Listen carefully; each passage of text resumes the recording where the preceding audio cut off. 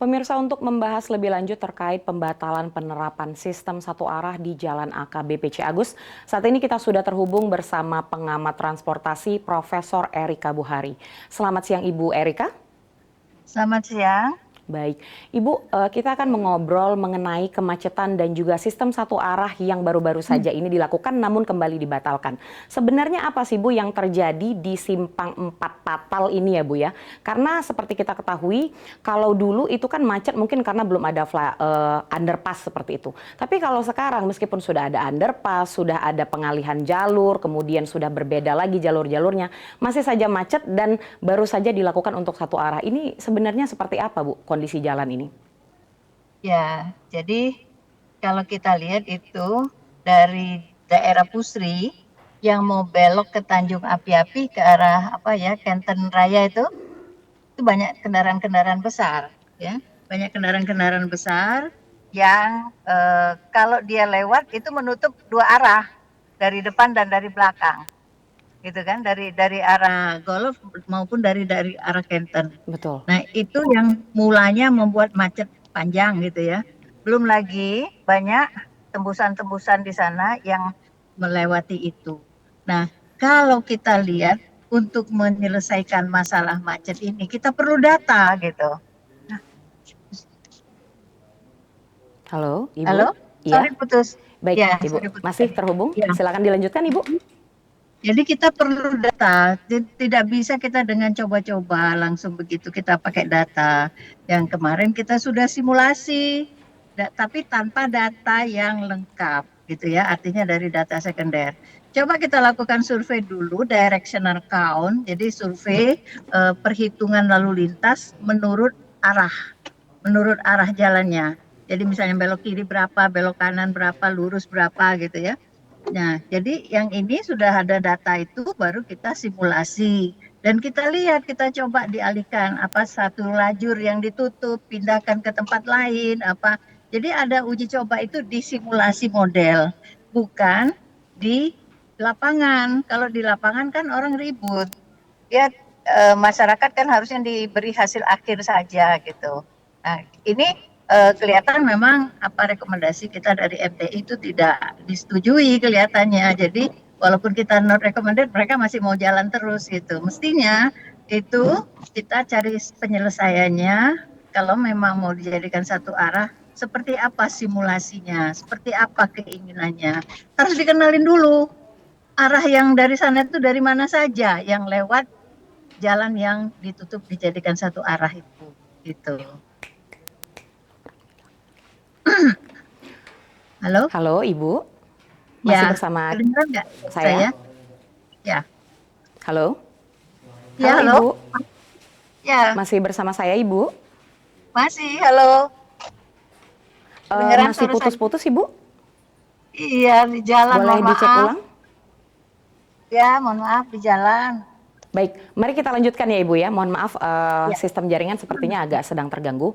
Ini untuk penerapan satu arah dari Jalan AKBP Ciagus ini memperburuk kemacetan kan Bu ya di titik tersebut. Menurut Ibu, menurut pandangan Ibu, kemarin itu apakah ada pertimbangan dari pihak-pihak yang sudah melakukan penerapan satu arah ini sehingga kemudian tidak berhasil seperti itu?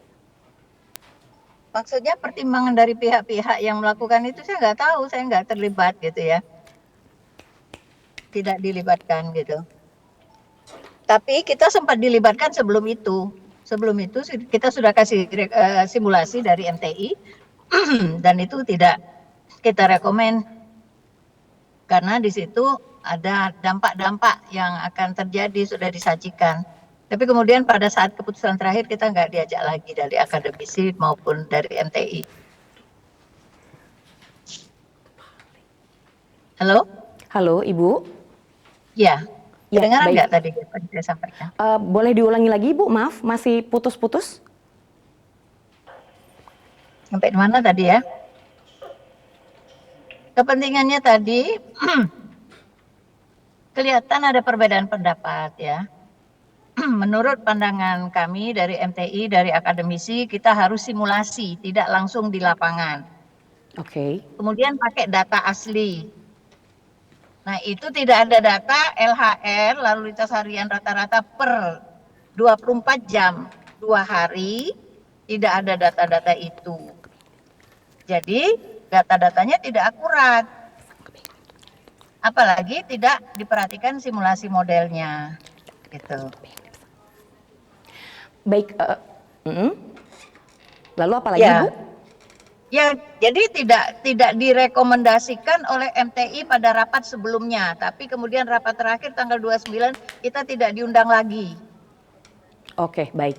Ibu, menurut Ibu sendiri apa saja yang harus diperhatikan Ibu untuk melakukan uji coba sistem satu arah ini sebelum diturunkan ke lapangan secara praktek? Iya, tadi saya sudah sampaikan hitungan counting namanya traffic count, hitungan yang di jalan itu kita hitung. Ada berapa lalu lintas harian rata-ratanya, 24 jam. Menurut arah lurus, arah kiri, arah kanan, menurut arah.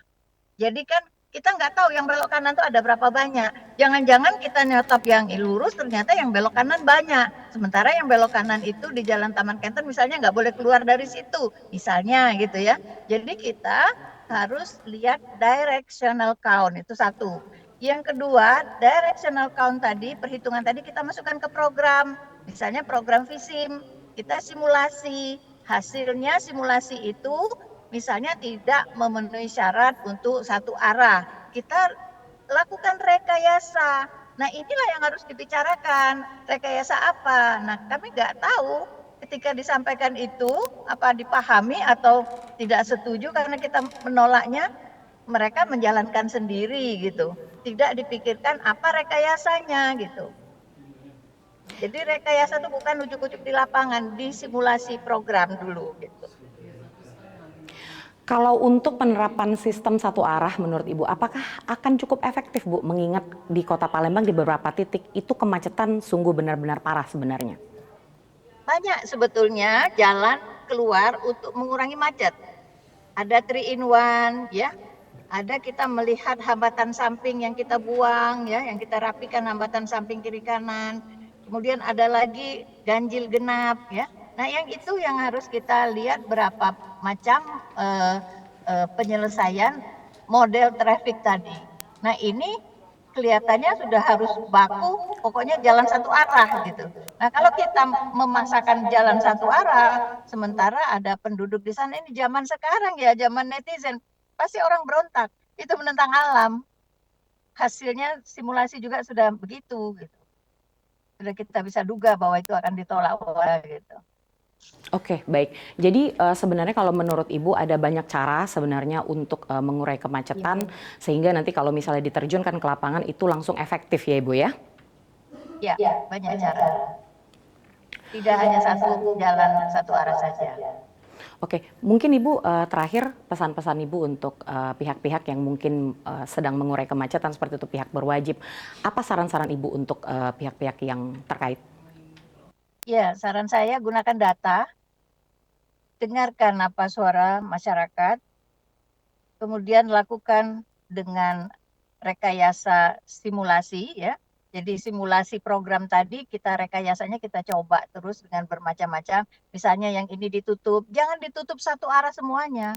Mungkin cukup satu ruas saja, mungkin satu lajur saja yang misalnya yang dari arah Golf ke sana mungkin tidak satu arah yang semuanya seluruh jalur ditutup gitu, suruh satu arah. Itu agak riskan juga, tapi kita rekayasa itu tetap harus kita coba simulasi program. Jadi bukan coba-coba gitu. Coba-cobanya di komputer, jangan di lapangan gitu, Mbak. Baik, kalau begitu terima kasih Bu atas pendapat Ibu dan sharing dari Ibu informasinya. Semoga setelah ini nantinya ketika ada penerapan uji coba sistem maupun satu arah ataupun misalnya three-way atau one-way, itu semuanya akan berjalan lancar dan tidak menjadi kemacetan yang baru ya Bu ya. Amin, terima kasih. Baik, baik terima kasih Ibu Erika. Ya, sama-sama. Selamat siang Ibu. Ya.